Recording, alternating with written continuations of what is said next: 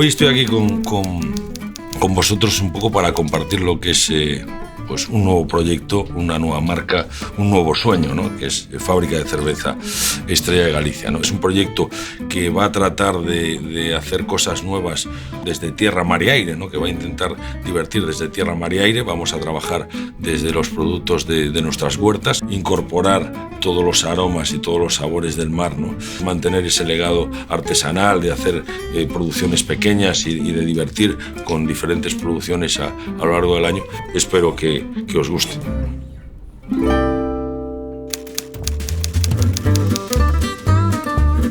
Teníamos dos objetivos claros: divertir y sorprender.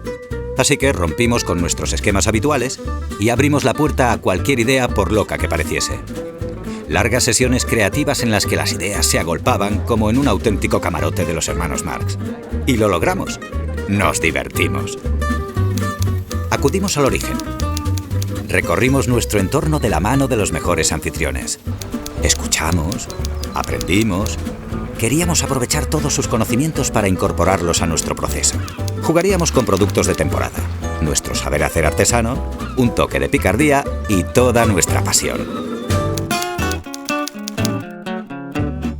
Os presentamos la primera cerveza del proyecto Fábrica de Cervezas, con el pimiento de Padrón como protagonista invitado. Pica. Diferente, rompedora y con un carácter que os sorprenderá. Atreveos a probarla.